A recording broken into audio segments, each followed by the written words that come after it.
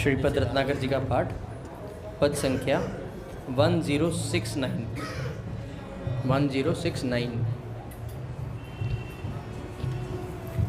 श्री भाई जी बाबा की, प्रेम से बोले श्री भाई जी बाबा की, श्री भाई जी बाबा की। बनूं तुम्हारे शयन कक्ष का, पलंग बिछोना मैं कोमल, बनूं तुम्हारे सुख स्पर्श का, मंद सुगंध पवन शीतल, बनूं तुम्हारे शयन कक्ष का, पलंग बिछोना मैं कोमल, बनूं तुम्हारे सुख स्पर्श का, मंद सुगंध पवन शीतल, मंद सुगंध पवन शीतल, मंद सुगंध पवन शीतल, बनूं तुम्हारे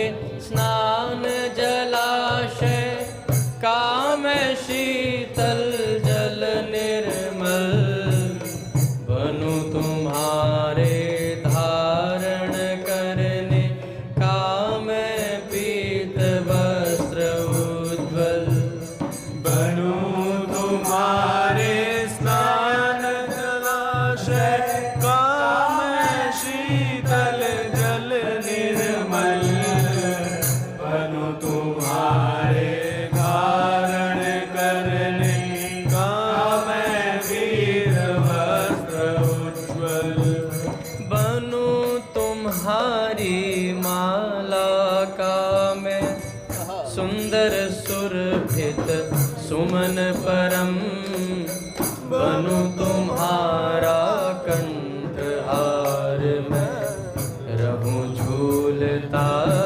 सुंदरतम, बनूं तुम्हारी माला का मैं सुंदर सुरभित सुमन परम, बनूं तुम्हारा कंठहार मैं रहूं झूलता सुंदरतम, रहूं झूलता सुंदरतम,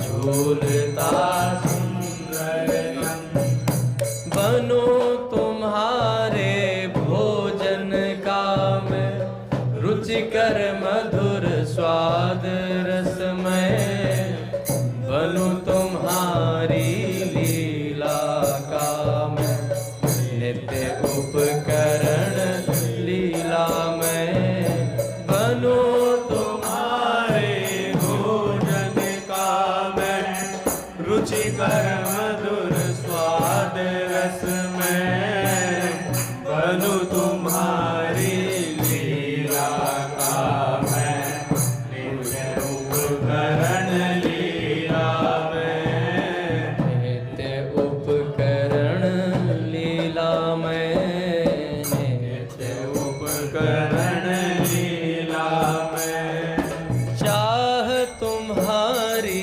ही हो प्यारे, नित्य निरंतर मेरी चाह, चाह न रहे अलग कुछ मेरी, नहीं किसी की हो परवाह, चाह तुम्हारी ही हो प्यारे, नित्य निरंतर मेरी चाह, चाह न रहे अलग कुछ मेरी, नहीं किसी की हो परवाह, चलता रहूं निरंतर प्यारे, केवल एक तुम्हारी राह, बिगड़े बने जगत का कुछ भी कहूँ निरंतर प्यारे वाह, चलता रहूं निरंतर प्यारे,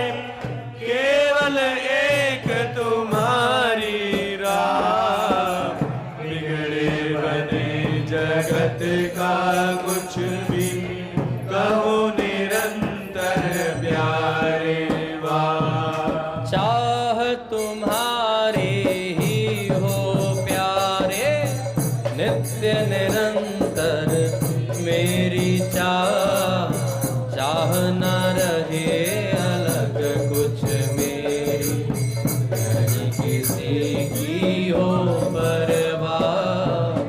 चाह तुम्हारी हो प्यारे, नित्य निरंतर मेरी चाह। चाह न रहे अलग कुछ मेरी, नहीं किसी की हो परवाह। कहूँ निरंतर प्यारे वा, कहूँ निरंतर प्यारे वा, कहूँ निरंतर प्यारे वा, कहूँ निरंतर प्यारे वा, कहूँ निरंतर प्यारे वा। श्री भाई जी बाबा की जय। बोले श्री भाई जी महाराज की जय। पूज्य श्री राधा बाबा की जय। पूज्या मैया की जय। अपने प्यारे भैया की जय। पूज्य दादा की जय। भक्तवत्सल भगवान की जय। हरि बोल। बड़े सौभाग्य का क्षण है कि आज भी हमें सत्संग और कीर्तन का परम लाभ प्राप्त हो रहा है। पहले पूज्य डोंगरे जी महाराज जी की भागवत से कुछ सुनेंगे, उसके बाद एक भक्त चरित्र सुनेंगे।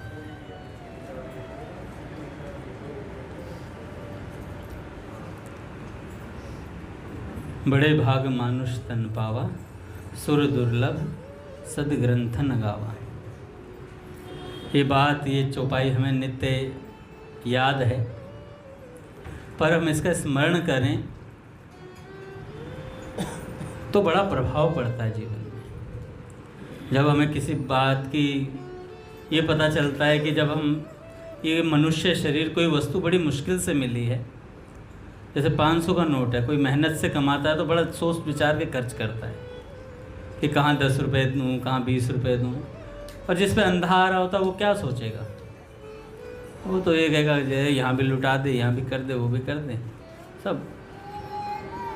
पर जिसको पता है 500 रुपये कैसे कमाए जाते हैं और कैसे उसका इस्तेमाल, वो बड़ा ध्यान से सोच समझ के करता है खर्चों से।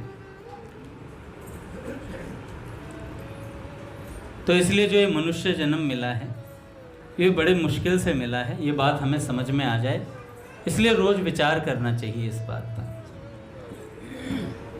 कई लोग बड़ा बहाना बनाते हैं, अरे टेंशन नहीं लेने का, सदा प्रसन्न रहना ईश्वर की सर्वोपरि भक्ति है, अपना जोक मारो, जोक सुनो, संता बंता के जोक सुनो, प्रसन्न ही तो रहना है, कैसे ही रह लो।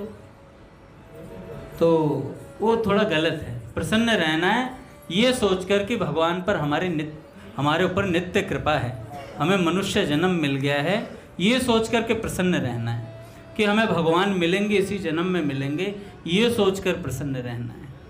मन संसार में जाता है, कल बता रहे थे ना पूज्य डोंगरे जी महाराज, संसार में कुछ खराब नहीं है, पर श्री कृष्ण के बिना कुछ अच्छा भी नहीं है, पर श्री कृष्ण के बिना कुछ अच्छा भी नहीं है। अगर संसार बहुत बढ़िया लग रहा है, आनंद आ रहा है और भगवान की याद नहीं आ रही, तो सब आनंद बेकार की चीज़ है। तो पूज्य श्री डोंगरे जी महाराज कहते हैं, कल हमने धुंधकारी और धुंधली जी वाला वो पूरा गोकर्ण उपाख्यान सुना था। उसके बाद भागवत जी कैसे बोली जाती है, क्या विधि है, वो है। उसके बाद है मंगला प्रस्तावना प्रथम स्कंध में। पूज्य श्री डोंगरे जी महाराज कहते हैं, परमात्मा श्री कृष्ण का ध्यान करने से मन की शुद्धि होती है। अनेक बार तीर्थों में स्नान करने पर भी मन की शुद्धि नहीं होती। तीर्थों में स्नान करने से पाप का नाश होता है, स्नान से तन की शुद्धि होती है। बहुत दान देने से भी मन की शुद्धि नहीं होती। श्रीमान लोग बहुत सा दान देते हैं, बहुत अच्छी बात है। अति दान देने पर भी मन की शुद्धि नहीं होती है भैया। मन बिगड़ा है संसार का चिंतन करने से। वह जब भगवान का ध्यान करता है, भगवान के चरणारविंद का ध्यान करता है, भगवान के हाथ का ध्यान करता है, भगवान के श्री अंग में मल नहीं है, मूत्र नहीं है, रुधिर नहीं है और मांस नहीं है। भगवान का श्री अंग केवल आनंदमय है। भगवान के एक एक अंग में आंख और मन को स्थिर करना ही ध्यान है। मन को बार बार समझाना संसार सुंदर नहीं है भैया। संसार जिसने बनाया है वह सुंदर है। नारायण प्रभु, एक बार बच्चे को गोद में बिठा लो यार। नहीं, फिर आप बाहर बैठ जाओ कृपया, थोड़ा सा डिस्टर्ब हो रहा है बहुत ज़्यादा। मेरे को क्षमा करना, मैं बच्चों को नहीं कह रहा हूँ इस बात के लिए। आप बाहर बैठ जाओ थोड़ी देर बच्चे को लेकर के।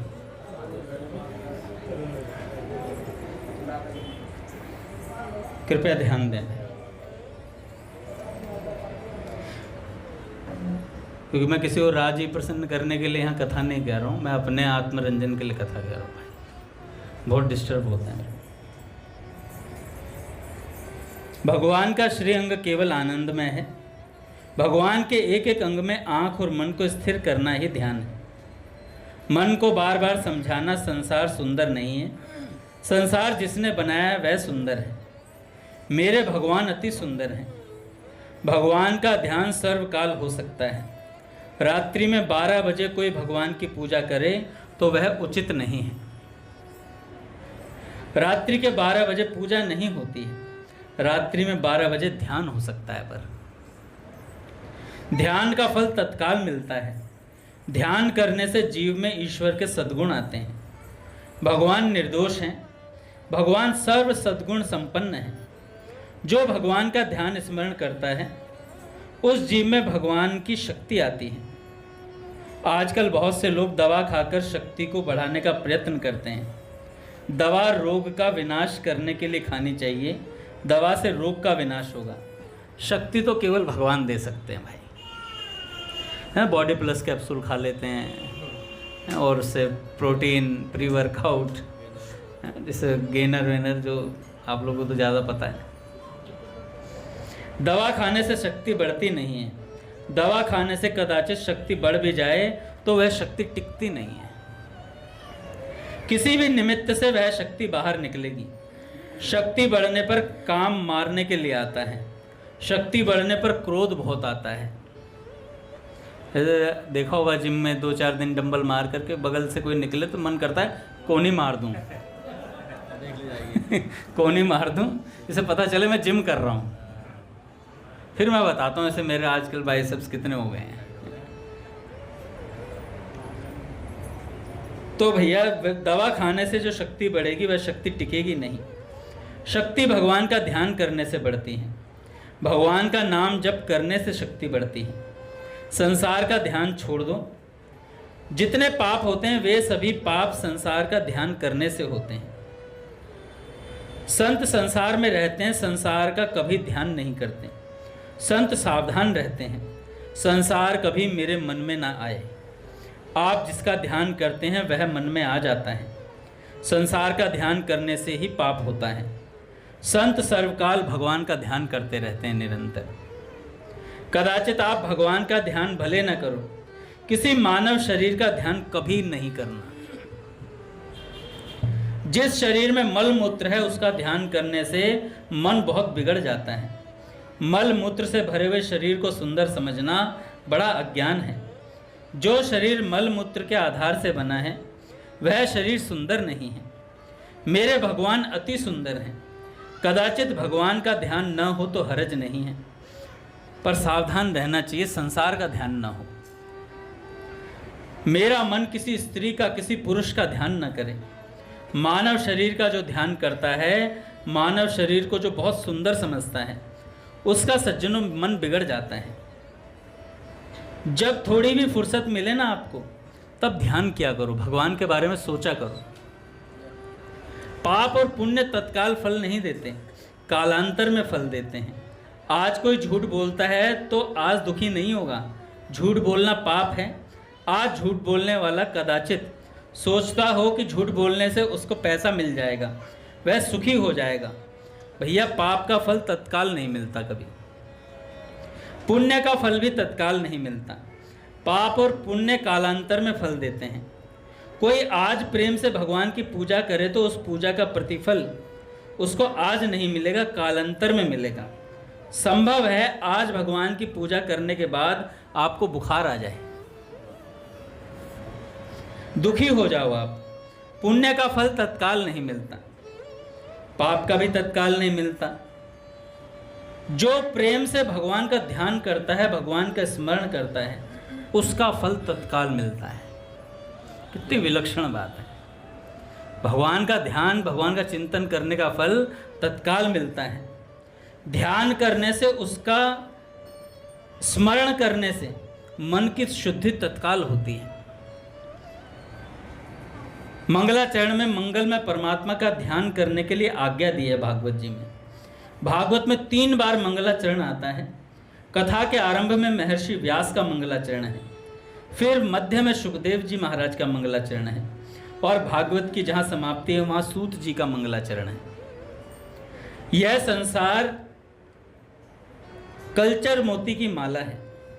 इस माला को भगवान ने गले में धारण किया है। जगत के आधार भगवान हैं, भगवान सत्य हैं, भगवान सबसे श्रेष्ठ हैं भैया। इसलिए यह संसार सत्य के जैसा लगता है। यह जगत ऐसा है कि सभी को भिन्न भिन्न देखता है। बालक को जैसा जगत दिखता है वैसा जवानी में नहीं दिखता, जवानी में जैसा दिखता है वैसा वृद्धावस्था में नहीं दिखता। पशु को जगत जैसा दिखता है वैसा मानव को नहीं दिखता। बहुत से आचार्यों ने दृष्टि सृष्टिवाद माना है। यह दृष्टि क्या है? जैसी जिसकी दृष्टि वैसी उसकी सृष्टि। हमारे ऋषियों ने इसलिए जगत का विचार बहुत नहीं किया है। जगत तो क्षण क्षण में बदलता है, जगत सभी को भिन्न भिन्न दिखता है, उसका विचार कौन करे भैया। कल्पना करो किसी माँ की गोद में 2-3 वर्ष का बालक बैठा है, उसे 100 रुपये का नोट दिखाकर कहो कि अपनी माँ को छोड़कर मेरे पास आ जा, मैं तुम्हें 100 रुपये दूंगा। बालक क्या आएगा? आपको नोट में रुपया दिखता है, बालक को तो एक साधारण कागज दिखता है भैया। कागज में क्या है वह लेने के लिए नहीं जाता। आपको कदाचित कोई 100 रुपये का नोट दिखाए और कहे कि यहाँ आ जाओ तो मैं आपको अर्पण करूं, आप दौड़ते दौड़ते जाओगे, आभार के साथ स्वीकार कर लोगे। कोई देता है तो क्यों ना ले भैया।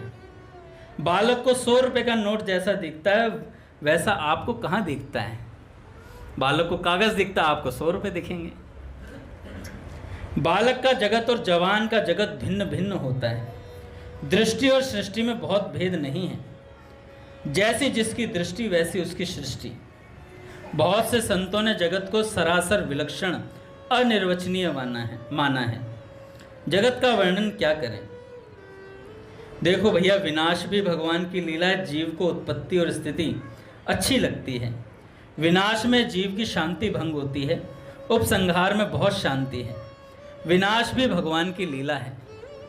भगवान श्री रामचंद्र जी को कहा था, कल आपका राज्याभिषेक होने वाला है, आप सिंहासन पर विराजेंगे, आपके मस्तक पर स्वर्ण का छत्र होगा, आप राजाधिराज होंगे, राज्याभिषेक होने वाला है। यह सुनने के बाद राम जी प्रसन्न नहीं हुए। राज्याभिषेक के मुहूर्त में भगवान राम को कैकेयी ने कहा, यह वल्कल वस्त्र पहनकर वन में जाओ। राम जी वन में जाते हैं तब नाराज नहीं हुए। ऋषि वाल्मीकि रामचंद्र जी के मुखारविंद का दर्शन करते हैं। राम सत्य है, राम परमात्मा है। राज्याभिषेक का उनको सुख हुआ नहीं। वन में प्रभु जाते हुए जरा भी नाराज हुए नहीं, प्रसन्न हैं। आपको कोई भोजन का निमंत्रण दे, कल 12 बजे भोजन के लिए आना है। भूख लगने पर आप उसके यहाँ भोजन के लिए जाएं और वह हाथ जोड़कर बोल दे, यहाँ तो सब हो गया, सब बट गया, अब कुछ नहीं है, यहाँ से जाओ। मान लो रामकृष्ण प्रभु आपको न्योता दें और वो आपको बुलाएं कि भैया फुल प्रसाद है कल घर पे, और सारे बढ़िया बढ़िया नए नए कपड़े पहनकर वहाँ पहुँच जाएं और रामकृष्ण प्रभु कह दें, भैया हाथ जुड़वा लो, प्रसाद खत्म हो गया। मैं तो मजाक कर रहा था, ये ऐसा भी बोल दे चला। भक्त अपराध करा है तुमने, इतने भक्तों को इकट्ठा कर ले, तुमने भक्त अपराध कर दिया। काका से निवारण पूछेंगे भक्त अपराध करने पर कैसे क्या किया जाए। यहाँ से जाओ, आपकी क्या दशा होगी, फोटो खींचने जैसा मुख हो जाएगा, फोटो खींचने जैसा मुख हो जाएगा, स्तब्ध से एकदम से। ये क्या हो गया, मैं तो भूखा मर रहा हूँ, रोटी नहीं मिलेगी मुझे कहा था, भोजन का निमंत्रण दिया था, मेरा अपमान कर दिया आपने। राज्य अभिषेक के मुहूर्त में राम जी को वनवास हुआ। राम जी देव नहीं है, राम परमात्मा है, राम सत्य है। मंगलाचरण का यह श्लोक इतना दिव्य है कि टीकाकारों ने अपने अपने इष्ट देव पर इसका अर्थ किया है। देखो भैया, यह व्यास जी की वाणी है। संस्कृत भाषा का जिसको बराबर ज्ञान है उसको इन अर्थों में बहुत आनंद आएगा। सत्यम शिवम सुंदरम, सत्य ही शिव है और शिव ही सुंदर है।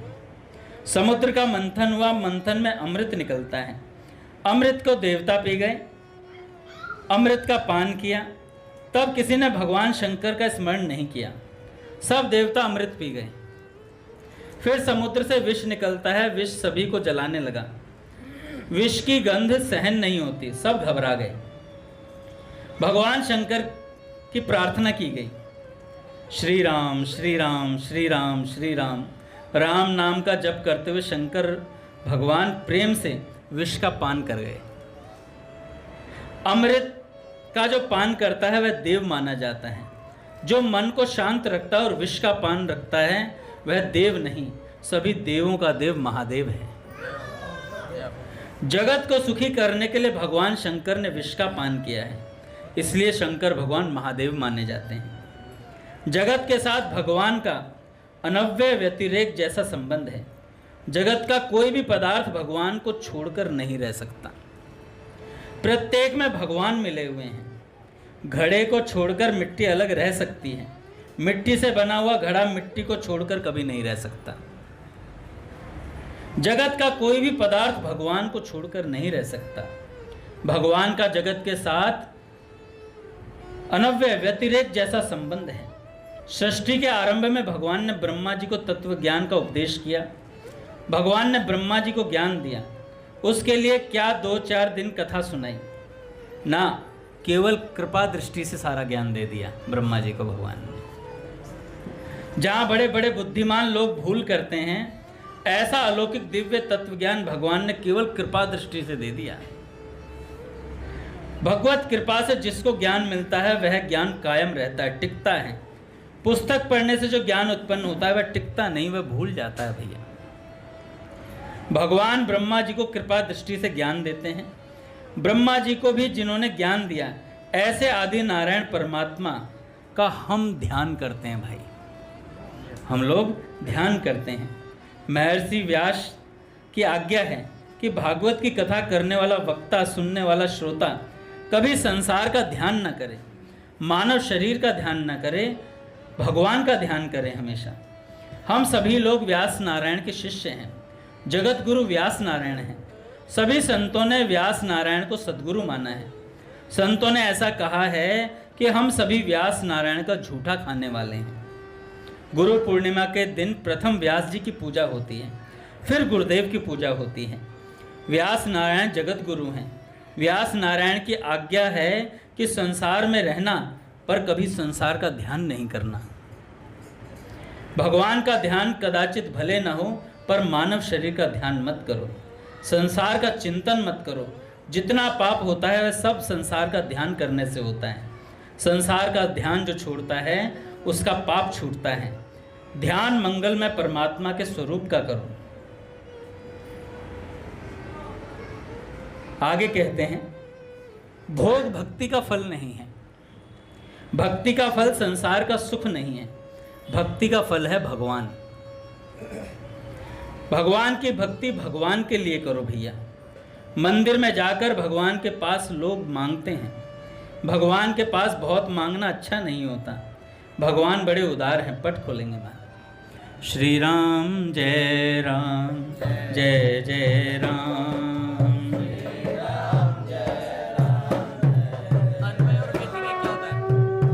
एक दूसरे बिना ना रहने वाला।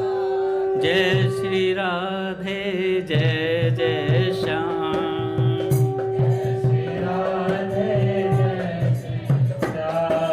जय जय श्री वृंदावन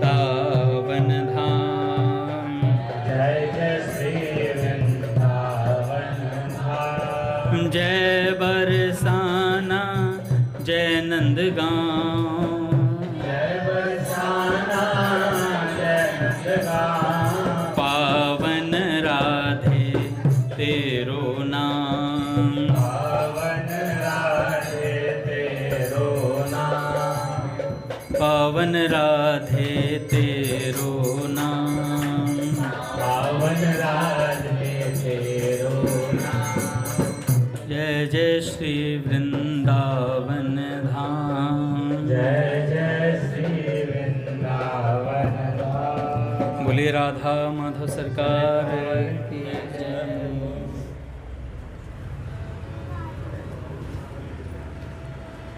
तो भैया कहा यहाँ पर भगवान के पास बहुत कुछ मांगना अच्छा नहीं होता। भगवान बड़े उदार हैं। भगवान जीव को ज़्यादा धन देते हैं, ज़्यादा सुख देते हैं, जीव को कम लगता है। जो भगवान के पास बहुत मांगता है, भगवान को ऐसा लगता है कि ये मुझे कंजूस समझता है कि मैंने इसको दिया नहीं कुछ। भैया भगवान तो अधिक उदार हैं। भगवान मांगने से प्रेम कम होता है और देने से प्रेम बढ़ता है। भक्ति का अर्थ है भगवान के साथ प्रेम करना। क्या अर्थ है? भगवान के साथ प्रेम करना। भक्ति में लेने की इच्छा नहीं होती, भक्ति में सर्वस्व देने की इच्छा होती है।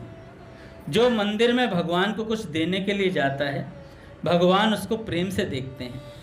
भगवान जिसको नज़र देते हैं, नज़र देने का अर्थ है जिसे देखते हैं, उसी को दर्शन आनंद मिलता है।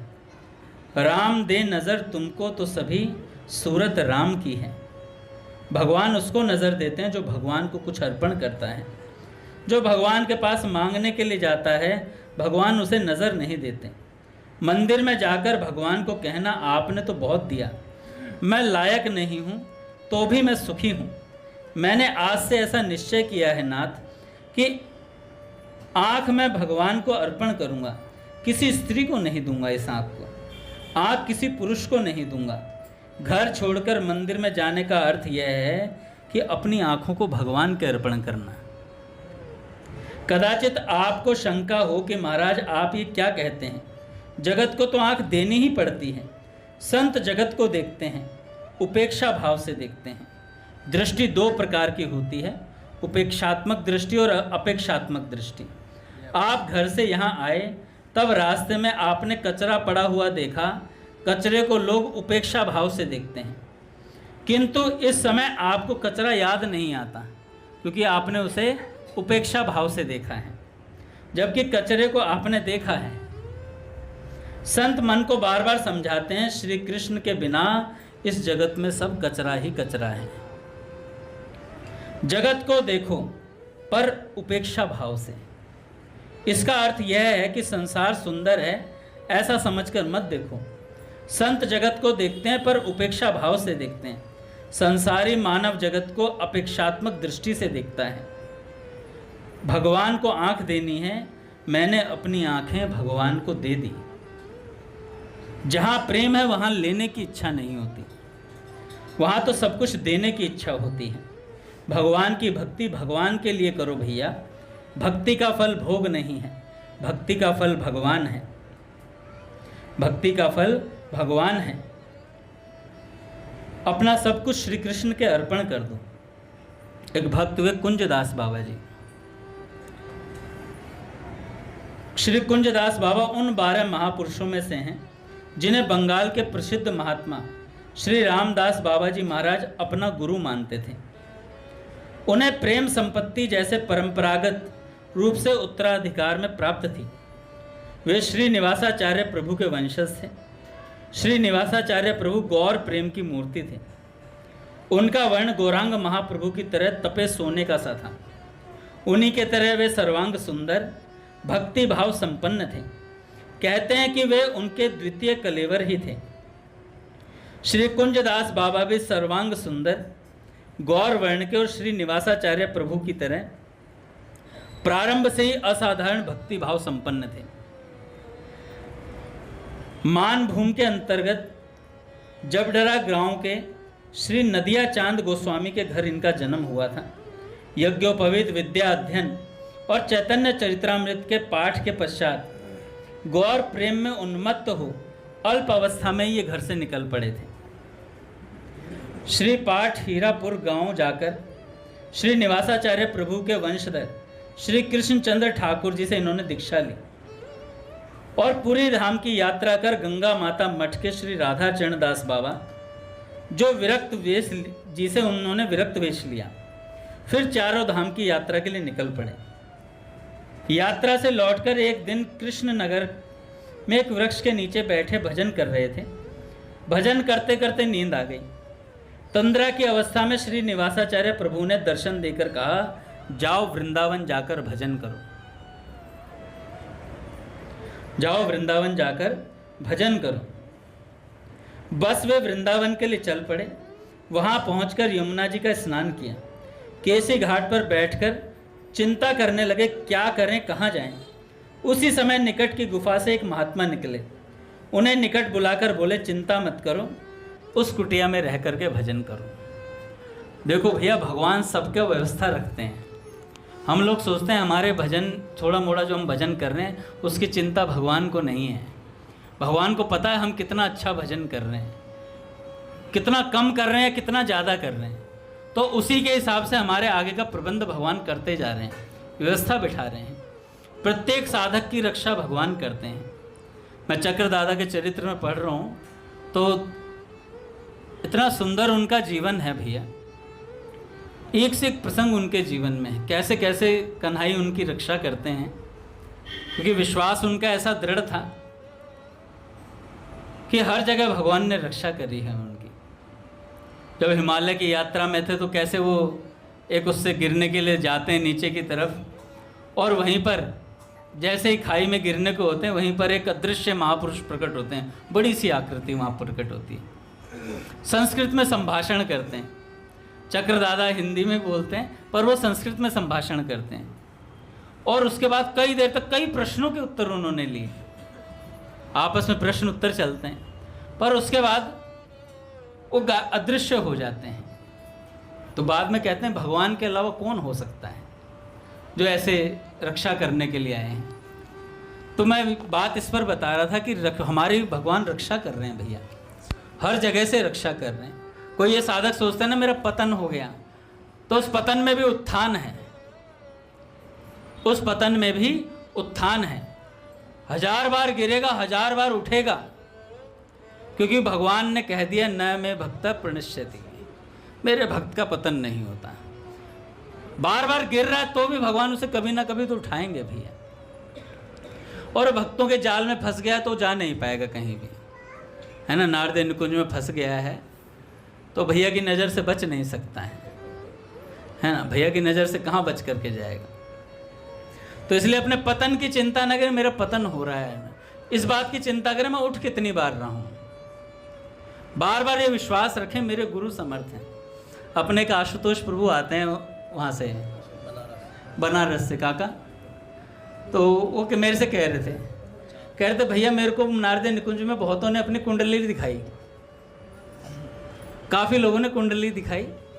तो कह रहे मैं सबकी कुंडलियों में देखता हूँ कि कहीं ना कहीं कुछ ना कुछ कमी है, कुछ ना कुछ कहीं ना कहीं गड़बड़ मिलती है, पर सबकी कुंडलियों में एक चीज़ कॉमन है, इनके गुरु बहुत पहलवान है। नारद निकुंज के बच्चों में जहाँ भी जिन्होंने भी कुंडली दिखाई तो आशुतोष प्रभु जी ने कहा कि गुरु एकदम मजबूत है सबके। नारद निकुंज के बालकों की कुंडली में कि गुरु सबका मजबूत है। तो कह रहे बस ये गुरु रक्षा कर लेगा सबकी, गुरु सबकी रक्षा कर लेंगे। तो ऐसी बात है भैया, जहाँ गुरु पहल हैं, गुरु कैसे कहते हैं, चेला पहलवान, कैसे गुरु मेहरबान तो चेला पहलवान। हमारे नारद निकुंज के बच्चों से पूछो भगवान मिलेंगे, अरे मिले हुए हैं भाई। ठाकुर चेला है अपना। ब्रिज बिहारी जी को तो वो गाड़ी में कोई उसके साथ बैठ जाए फिर देखो, और कोई अनजान व्यक्ति बैठ जाए और उसे समझानो नारद निकुंज क्या है, मुझे लगता है उससे अच्छा कोई नहीं समझा सकता है बाबा, पूर्ण बहुत अच्छे से समझाते हैं। एक बार मैं यहाँ से जा रहा था बाबा, 52-57 में ऑफिस था मेरा, मैं सुबह 7:30 बजे निकलता था, तो वो भी अपने किसी कस्टमर को 7:30 बजे, वो कौन सा है ये बहादुरगढ़ पड़ता है, उस साइड कौन से पड़ता है, बदरपुर, उस साइड के लिए नोएडा से इधर से ही जाता था। तो एक दिन मैं बाइक पे जा रहा, सत्संग सुनता हुआ,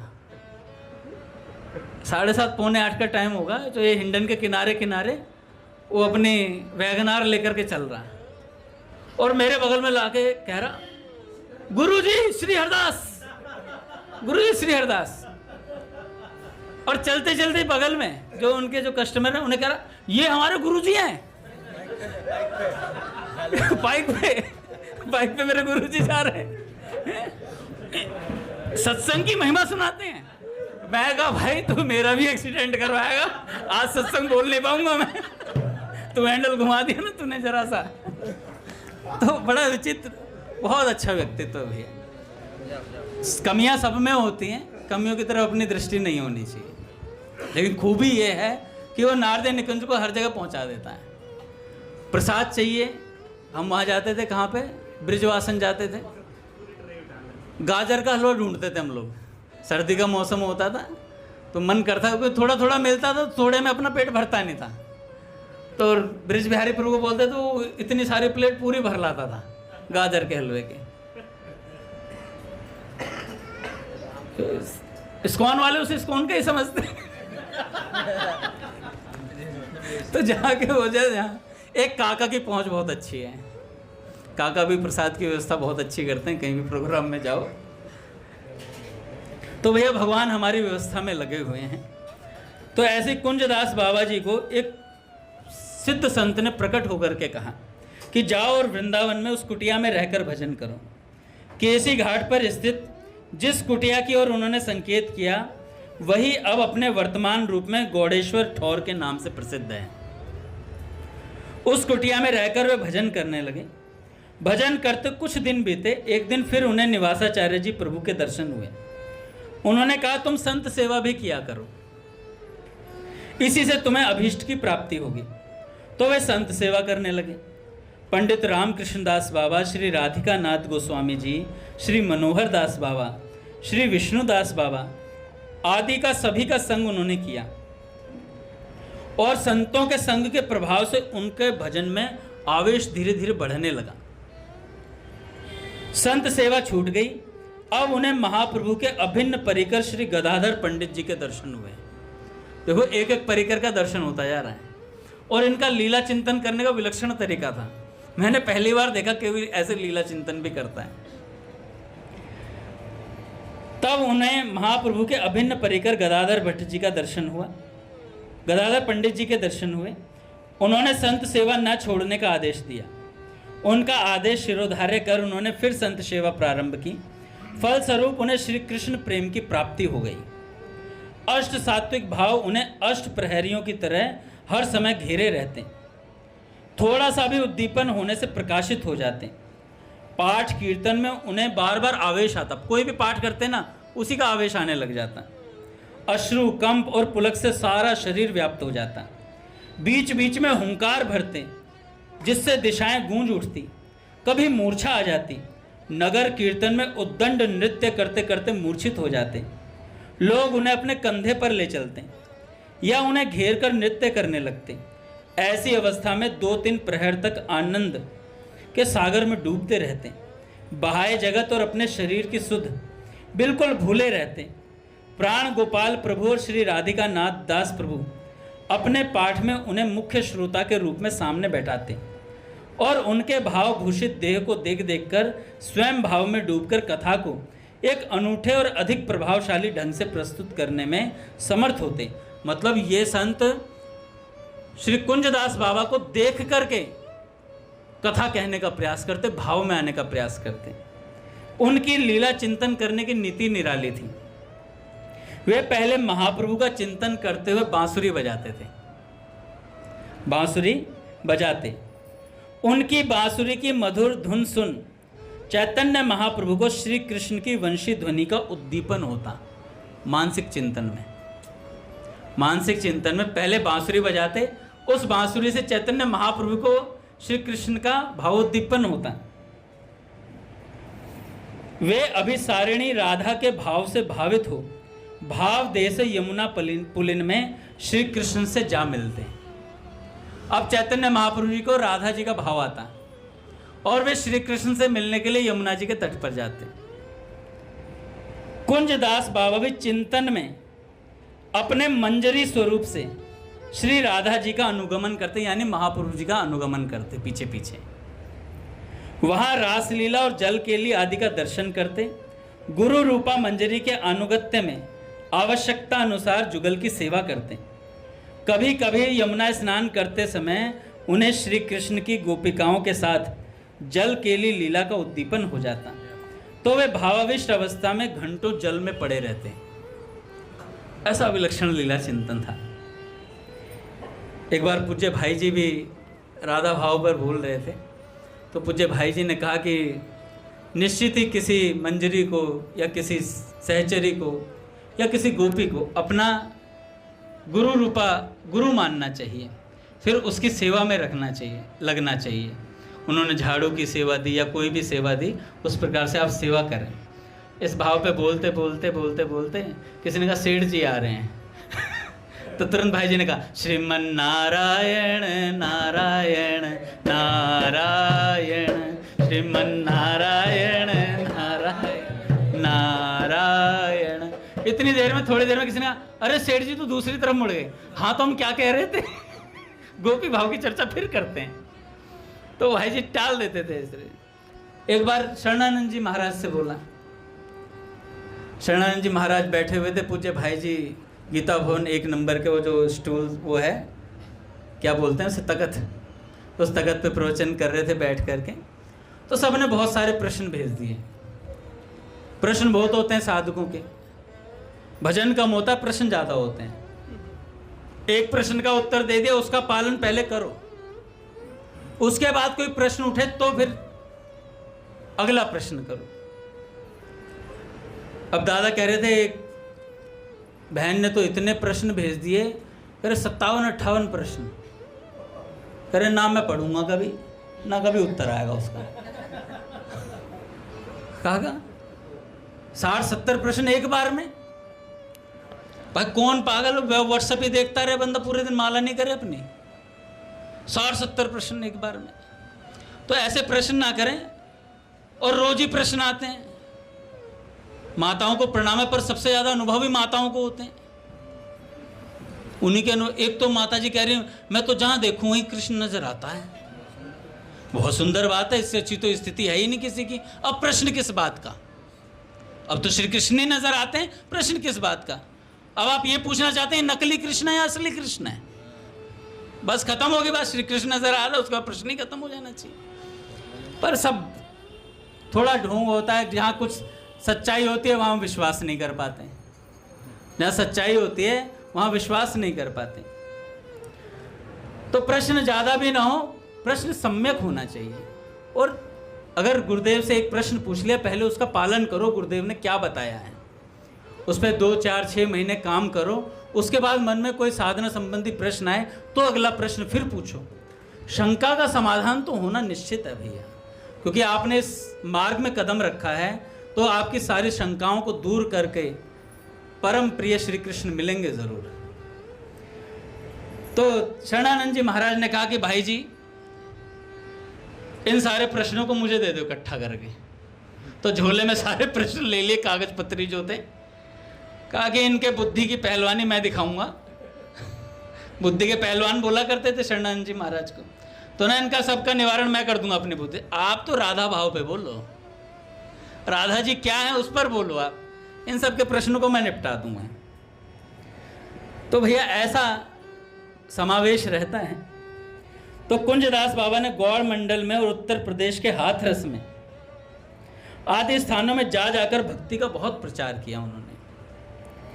उनके अनेकों शिष्य हुए।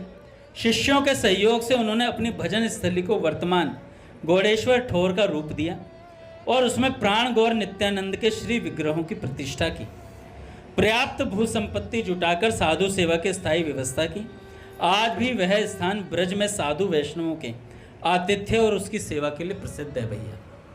तो जो भजन में लगा उसके लिए भगवान पूरी व्यवस्था करते हैं। बोले भक्तवत्सल भगवान की जय। महाराज आरती करते हैं।